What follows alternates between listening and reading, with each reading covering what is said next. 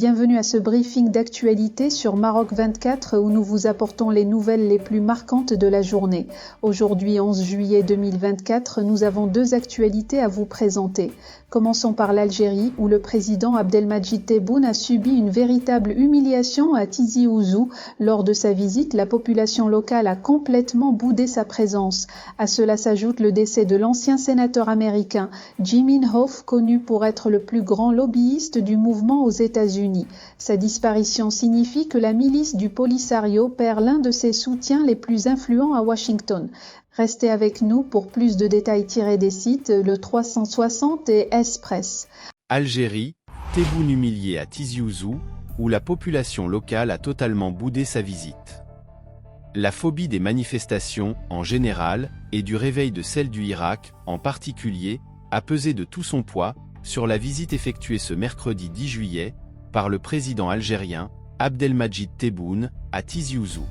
Cœur battant de la Kabylie, qui lui avait donné 0 voix, lors de la présidentielle du 12 décembre 2019, la ville a boycotté massivement la venue de Tebboune, dans ses murs, en se muant en ville morte, faute de pouvoir sortir dans la rue, et lui crier de vive voix qu'il n'est pas le bienvenu dans cette cité, qui fut la dernière à poursuivre les manifestations anti-régime du Irak, plusieurs semaines après leurs interdictions et blocages dans les autres villes d'Algérie. Flanqué comme d'habitude, du général Saïd Chengria, chef d'état-major de l'armée, Tebboune a été accueilli à son arrivée, à Tizi Ouzou, par un groupe de généraux, des unités de l'armée, ainsi que quelques représentants locaux de l'administration centrale. Aucune foule, ni moindre attroupement de badauds, ne l'a acclamé lors de son entrée dans la ville, ou lors de son inauguration d'une infrastructure médicale, et d'une autre sportive. Le seul accueil, qualifié de « populaire » et « chaleureux » par la télévision publique algérienne, fut celui transmis en différé et en boucle, de 4 fillettes de 6 à 8 ans, récitant un discours de bienvenue, en l'honneur de M. Tebboune et de sa nouvelle Algérie. À voir l'édition spéciale consacrée à cet événement, par les télévisions publiques et privées locales, on décèle aisément l'amertume chez les présentateurs, en manque d'images fortes et de reportages chocs, ce qui en dit long sur l'échec de la virée du duo Tebboune-Chengria, à Tizi Ouzou.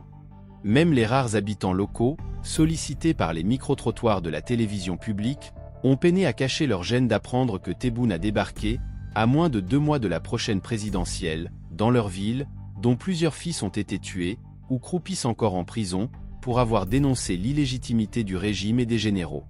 Cela, sans parler de centaines de personnes mortes dans les feux de forêt, qui ont eu lieu autour de Tizi Ouzou, au cours de l'été 2021, et que le pouvoir a utilisé comme arme pour terroriser les populations, et arrêter définitivement les manifestations du Irak, dans la ville, soumise depuis, à un quadrillage policier sans précédent.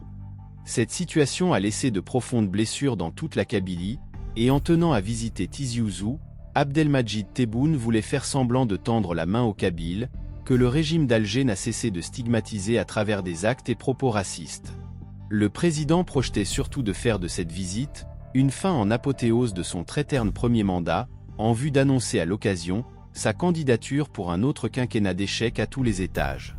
Il était donc prévisible que l'armée et les services de renseignement se chargent de lui organiser un accueil populaire et chaleureux, en rameutant les fonctionnaires de l'administration locale, les soldats de l'armée et les agents de la police, déguisés en civils, ainsi que leurs familles, venus pour la plupart en renfort à partir d'autres villes.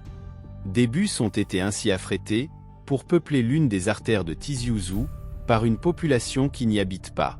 Dans un article paru sur son site mercredi soir, intitulé « Accueil enthousiaste de Tebboune à Tizi Ouzou, dites-vous », Le Matin d'Algérie écrit que les vrais habitants de Tizi Ouzou ont boudé la visite de Tebboune, mais que le régime a utilisé nombre d'entourloupes pour lui organiser un bain de foule artificiel.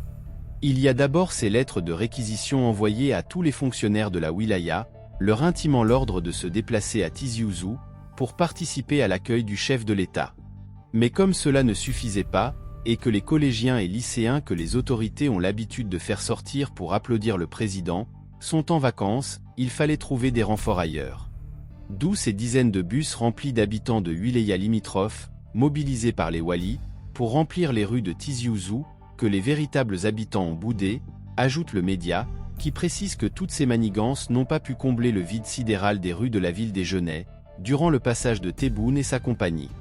Le pire, c'est que ceux qui suivaient la couverture de cette visite sur la télévision algérienne ont été surpris par la diffusion de la séquence du bain de foule, vers 19h30, soit à quelques minutes de la prière du Maghreb, et donc au coucher du soleil. Or, ce direct était un faux, car il s'agissait bien d'une transmission en différé, comme en atteste le soleil d'aplomb et les ombres courtes des accompagnants du président, qui circulaient avec des lunettes de soleil, au milieu de l'attroupement orchestré par les faux habitants de Tizi Ouzou. La diffusion tardive de cette séquence, prétendue en direct, avait certainement pour but de sabrer ou cacher certains ratés. Finalement, en quelques 5 ans de pouvoir, Abdelmadjid Tebboune n'aura visité, en tout et pour rien, que Kenchla, Djelfa, Tindouf et aujourd'hui Tizi Ouzou, visites sanctionnées chaque fois, par du menu fretin en matière d'inauguration. Ces rares visites, concentrées sur les 10 derniers mois, n'ont jamais dépassé quelques petites heures. Cet empressement à déguerpir traduit la conviction chez les pontes du régime d'Alger, d'être indésirable par le peuple. Comme on pouvait s'y attendre, Tebboune a donc lamentablement échoué, aujourd'hui, à amadouer les habitants de Tizi Ouzou. Le fait qu'il ait rendu hommage à l'une des figures historiques de la révolution algérienne et de la Kabylie, Feu Houssine Ait Ahmed, dont le nouveau stade de Tizi Ouzou portera le nom, a même été vu par certains habitants de la wilaya rebelle comme un déshonneur. D'ailleurs, c'est dans un isolement total que Tebboune a inauguré cette infrastructure sportive, au milieu d'une poignée d'anciens joueurs de la jeunesse sportive de Kabylie, club fanion de la ville. Certes, le parti créé par Houssine Ait Ahmed, le Front des Forces Socialistes, FFS, a décidé il y a quelques semaines de mettre fin à sa série de boycotts de ce qu'il considérait comme des mascarades électorales de l'armée pour participer à la prochaine présidentielle. Un revirement non désiré, mais auquel la formation a été contrainte, car elle aurait été menacée par les services de renseignement algériens, en cas de nouveau boycott électoral, de se faire accoler une accointantance avec Ferhat Meheni, le chef du mouvement pour l'autodétermination de la Kabylie, MAK, qui milite pacifiquement pour l'indépendance de la Kabylie, et que le régime d'Alger considère comme un mouvement terroriste. Mais cela ne changera rien à l'irrédentisme de la Kabylie, comme l'explique le site tamur.info, porte-voix de la Kabylie, dans son édition du 9 juillet.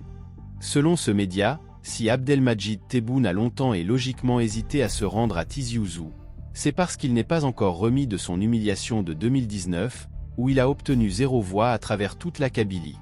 Cette fois, il a réussi à faire participer un parti kabyle à la prochaine élection, le FFS, pour faire croire surtout à l'opinion internationale que le peuple kabyle vote comme tous les Algériens, ce qui n'est évidemment pas le cas. Chronique du journaliste Mohamed Ouldba, publiée sur le 360. Le Polisario ne peut plus compter sur son plus grand lobbyiste aux USA. L'ancien sénateur américain, Jim Inhofe, est décédé mardi 9 juillet à l'âge de 89 ans, dans l'État de l'Oklahoma, des suites d'un AVC. Il était le politicien américain le plus engagé contre l'intégrité territoriale du Maroc et le plus grand défenseur du Polisario. Avec cette disparition, le groupe séparatiste perd un appui historique aux États-Unis. Pendant des années, il a marqué le Sénat américain par ses prises de position souvent critiquées. Connu pour son esprit va-t-on-guerre, Jim Inhofe a soutenu les interventions armées pour la gestion des conflits. Concernant celui du Sahara, il n'a jamais réussi à imprimer de son empreinte les relations entre le Maroc et les États-Unis, en les dégradant comme il l'aurait souhaité. Il a quand même réussi grâce à son influence, à les empoisonner quelque peu, comme lorsqu'il a réussi à maintenir un embargo sur la vente d'armes à Rabat. Néanmoins, son acharnement contre le Maroc n'a pas donné ses fruits. S'il a initié plusieurs demandes de sanctions contre le Maroc, aucune ne s'est concrétisée. Il a réussi par contre à retarder la signature de l'accord tripartite entre les États-Unis, le Maroc et Israël. Jim Inhofe avait demandé à l'ancien président américain, Donald Trump, de ne pas reconnaître la marocanité du Sahara, alors qu'il était au cœur de l'accord tripartite. Plus tard, il avait été à l'initiative d'une lettre, signée par 26 autres sénateurs, pour demander au président Joe Biden le retrait de la décision de Donald Trump concernant le dossier du Sahara. Rêvant d'un référendum au Sahara, comme le voudrait l'Algérie, le sénateur qui comptait 28 ans au compteur de loyaux services au sein de l'hémicycle américain, s'est heurté au refus de Joe Biden, puisque le président démocrate n'est pas revenu sur la décision de son prédécesseur de reconnaître le Sahara marocain. l'homme politique s'était rendu avec un groupe de sénateurs américains dans les camps de Tindouf en 2019 et avait été accueilli par le chef du Polisario, Brahim Ghali. Ces liens renforcés entre Inof et le Polisario ont fait émerger des doutes quant à son engagement persistant et acharné en faveur des séparatistes. De même, Inof avait tenté de nuire aux relations entre les États-Unis et le Maroc en cherchant à exclure le royaume des exercices de l'African Lion en empêchant qu'il soit organisé sur le territoire marocain. Mais sa campagne au sein de la commission de défense du Sénat s'est retrouvée rejetée devant la réponse de l'Africom, qui a soutenu l'importance du Maroc dans la réussite du plus grand exercice militaire sur le continent africain. Pour rester informé, je vous invite à regarder les vidéos Maroc 24 qui s'affichent sur votre écran.